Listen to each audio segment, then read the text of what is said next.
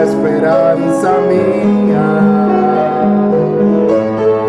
fuente bendita de vida eterna, tan solo el alma que en sus fuerzas fía tiene paz, tiene paz.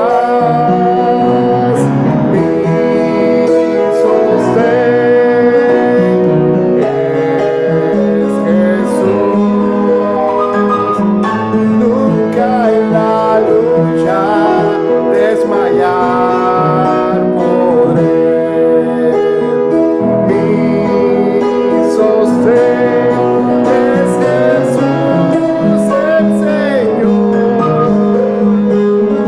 Nunca en la lucha desmayar por él. Yo soy muy débil, pero en ti soy fuerte. Nunca en la lucha desmayar podré. Si tú estás conmigo, ni a la misma muerte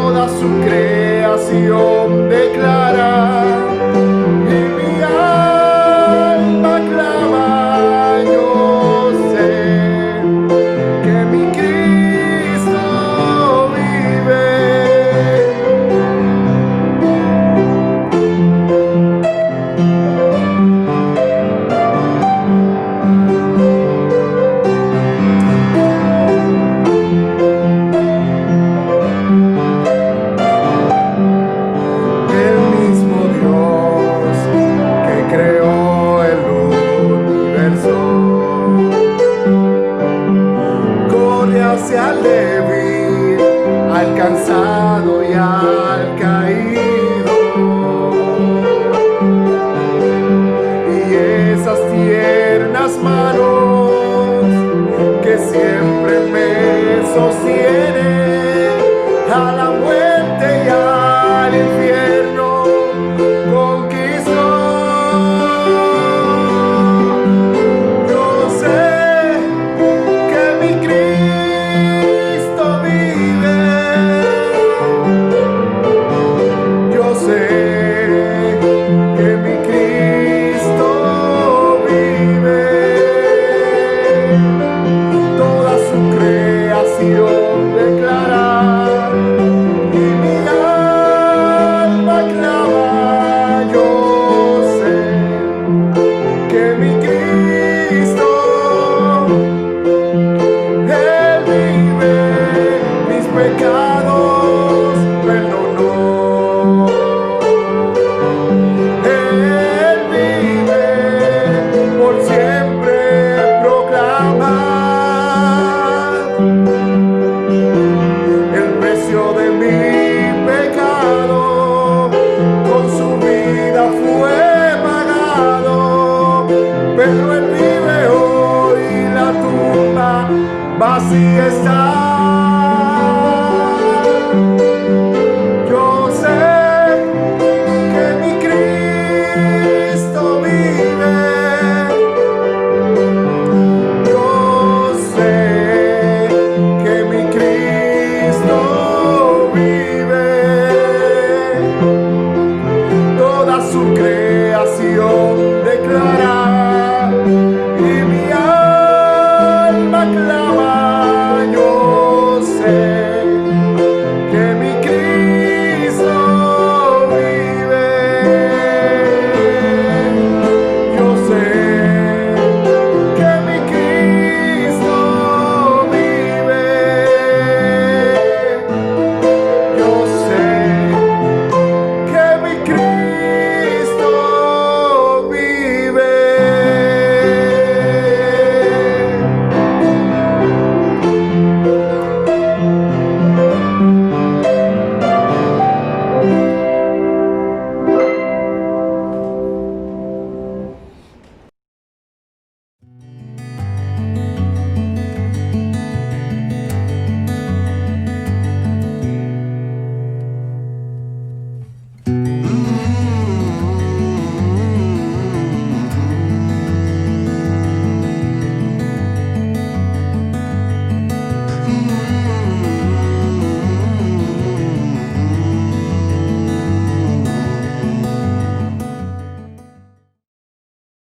Bendiga, mis hermanos. Espero que todos estén bien en sus hogares, cumpliendo, ¿verdad?, este proceso de cuarentena en el que nos encontramos, pidiéndole a Dios que nos ayude a salir bien del mismo y que cuando sea su voluntad podamos nuevamente encontrarnos en el templo y dejar de utilizar, digamos, estas plataformas virtuales y que podamos vernos la cara, que podamos abrazarnos, que podamos compartir nuevamente.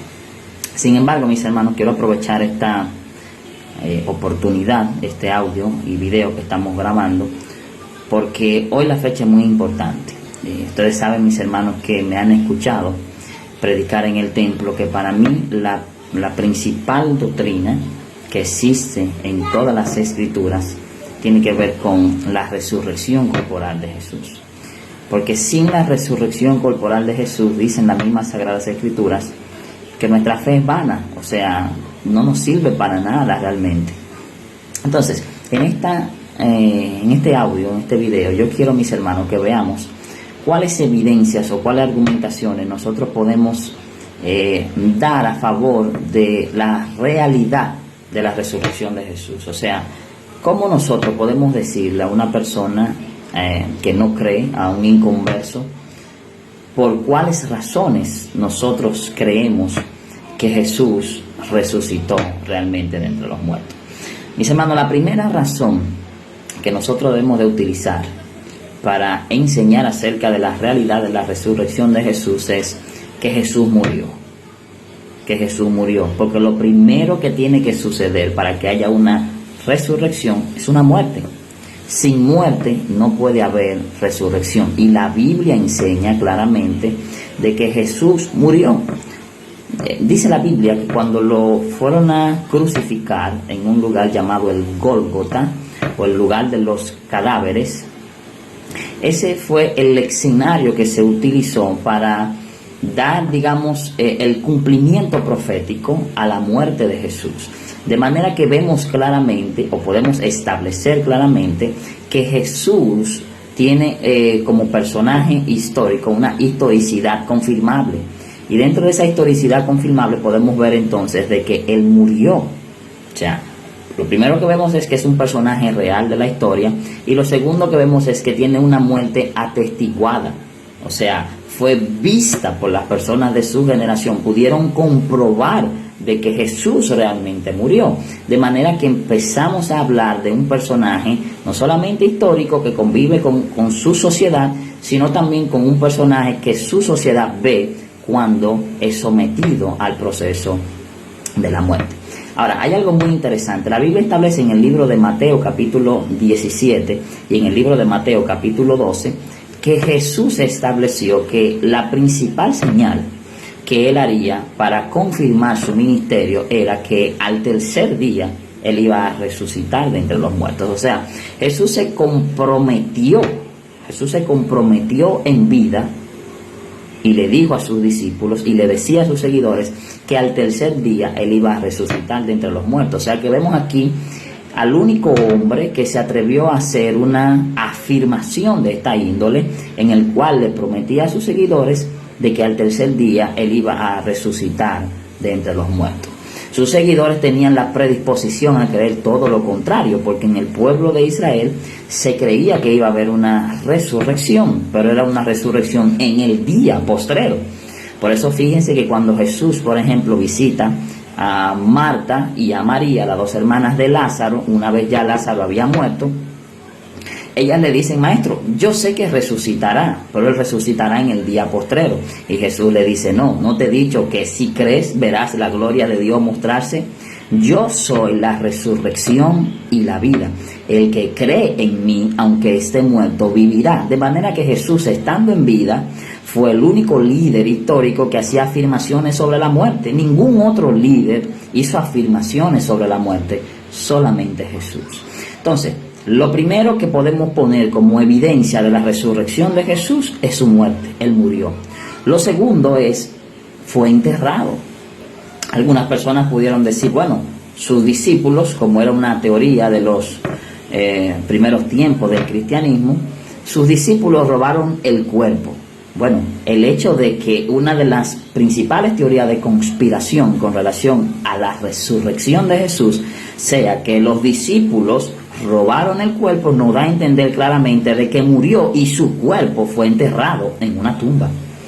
Y dice la Biblia, o establece la Biblia en 3 de los 4 evangelios sinópticos, que Jesús fue enterrado por un miembro noble del consejo de los judíos, o sea, era un miembro del Sanedrín llamado José de Arimatea, el cual se le acercó a Poncio Pilatos y pidió que se le permitiese retirar el cuerpo de Jesús, para que el cuerpo de Jesús fuese enterrado en el lugar que le pertenecía a él. O sea, que aquí vemos claramente, número 1, evidencia número 1, mis hermanos, Jesús murió. Evidencia número 2, mis hermanos, Jesús fue enterrado en una tumba. Evidencia número 3, dice la Biblia que al tercer día, domingo en la mañana, unas mujeres, escucha esto, unas mujeres fueron hasta el lugar a donde él había sido sepultado. Inicialmente esto pudiese ser una muestra de fe. Sin embargo, cuando analizamos el texto bíblico nos damos cuenta que no necesariamente ellas fueron con una fe de confirmación en que Jesús había resucitado. No, ¿por qué? Porque la Biblia establece que ellas llevaban unciones aromáticas, especies aromáticas, con la intención de ungir el cuerpo de Jesús, puesto que ellas creían que el cuerpo de Jesús podía seguir en la tumba, no que Jesús había resucitado. Sin embargo, establece la Biblia que a estas mujeres fueron las primeras testigos a las que Jesús se le apareció. Y esto me llama mucho la atención, mis hermanos, porque si el texto sagrado hubiese sido un texto editado con la intención de crear una mitología, de crear un personaje histórico alrededor de una enseñanza falsa de la resurrección de Jesús, este no fuese el método más correcto. ¿Por qué? Bueno, dice Josefo, un historiador, que el testimonio de las mujeres en el siglo I en Jerusalén no era creíble. De hecho, nosotros nos damos cuenta de que en la historia el testimonio de las mujeres no era creíble. En algunos juicios lo único que se le permitía a una mujer era decir si era viuda. Era lo único que podía atestiguar, para lo único que se le daba credibilidad a lo que ella iba a decir. De manera que aquí empezamos a notar algo curioso, y es que si el texto fue editado con la intención de crear una fábula inexistente, vemos que esta no es la mejor forma. Porque ¿por qué establecer que las primeras personas que vieron al Jesús resucitado fueron unas mujeres, cuando eso no iba a tener el más mínimo indicio de credibilidad? Si la idea hubiese sido adornar el escenario histórico, bueno, pues entonces los escritores sagrados, y entiéndase los escritores sagrados de manera independiente, porque Lucas es independiente a Juan, Marcos es independiente a Mateo, no fueron 4 personas que se pusieron de acuerdo para escribir sus evangelios, no.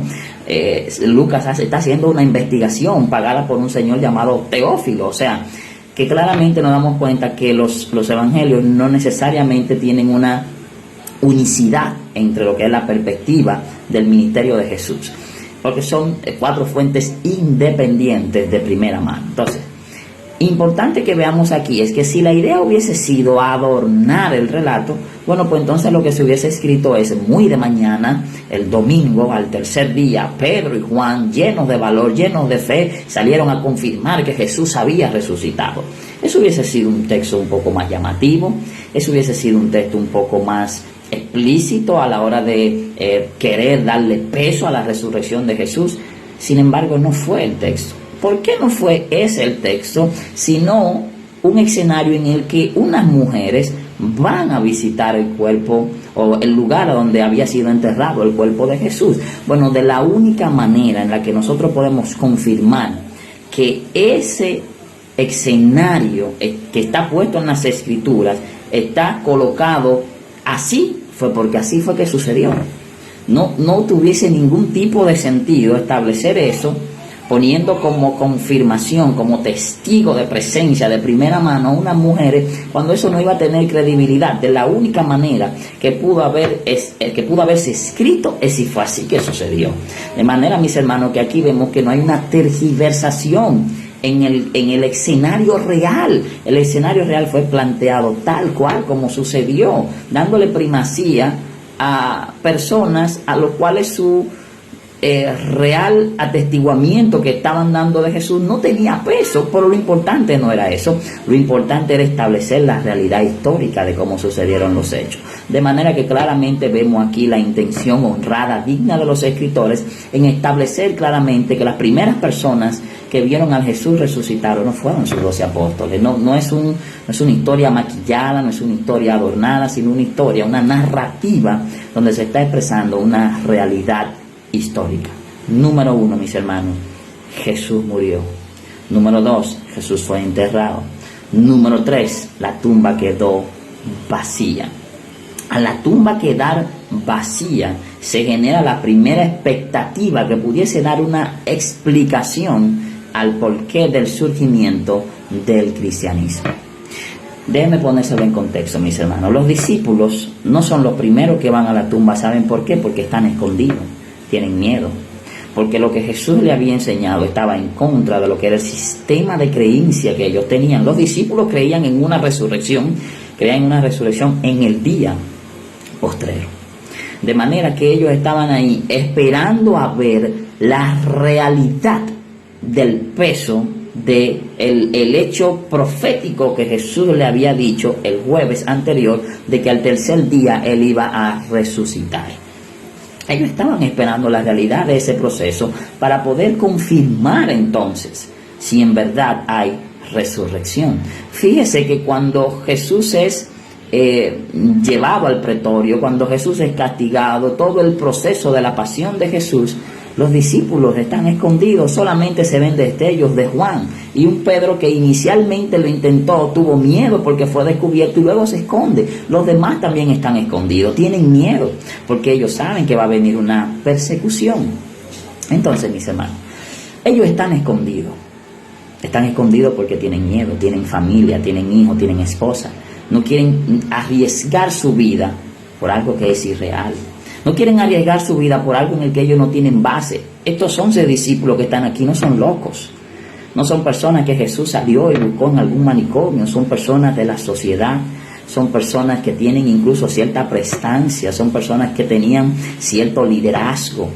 ¿Me comprenden? De manera que ellos no iban a arriesgar a posteriori su vida a menos que tuvieran una confirmación real de la resurrección de Jesús. De manera, mis hermanos, que la única explicación que tiene el cristianismo histórico es si Jesús dejó una tumba vacía.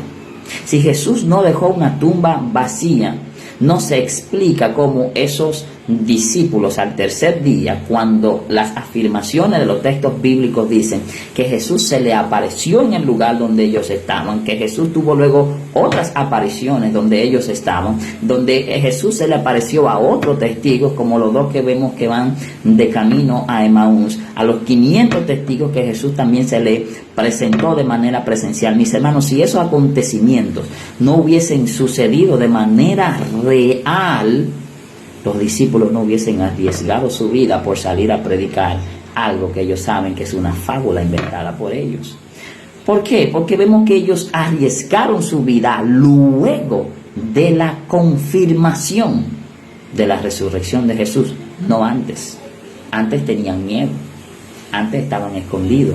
Luego de ver al Jesús resucitado se llenan de valor. De manera, mis hermanos, que claramente nosotros podemos establecer una línea de 4 evidencias en la que podemos establecer claramente la resurrección de Jesús. Número uno, Jesús murió.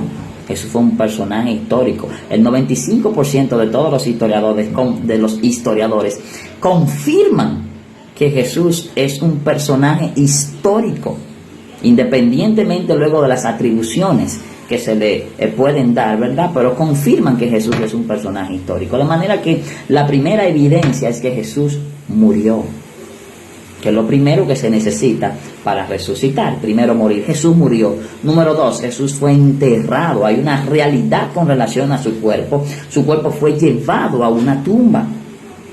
Su cuerpo fue llevado a una tumba. Número 3, las primeras personas que atestiguaron la resurrección de Jesús no reunían las más mínimas cualidades para ser una fuente confiable. Sin embargo, son las que están en los textos sagrados. ¿Qué nos indica esto? La realidad de la escritura, que no hay alteración en el hecho histórico, que los escritores no tenían la intención de adornar con figuras retóricas la escritura. No, simplemente describieron de manera, dentro de su perspectiva, cómo sucedió el hecho. Y los evangelios indican claramente que el hecho fue atestiguado en primera ocasión por mujeres. No hay adulteración de la realidad. Eso pudo modificarse, eso pudo haberse cambiado. Eso pudo haberse puesto en el que los discípulos, Pedro, Juan, los demás renombre pudiesen ser los que realmente vieron a Jesús resucitado de primera instancia. Sin embargo, no es así. Se escribió para que veamos la realidad del acontecimiento. Número 4, mis hermanos, la tumba hasta el día de hoy sigue vacía. Sigue vacía. El epitafio de Jesús lo escribió un ángel. La única tumba famosa por lo que no tiene es la tumba de Cristo.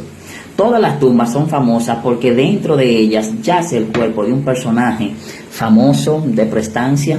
Sin embargo, en el caso de Jesús es diferente. El epitafio lo escribió un ángel y el epitafio dice: no está aquí, la tumba está vacía. Mis hermanos, esa es la mayor doctrina que usted y yo hoy en día podemos abrazar, la resurrección de Jesús. Si Jesús no resucitó, vana es nuestra fe. Si Jesús no resucitó, vana es nuestra esperanza.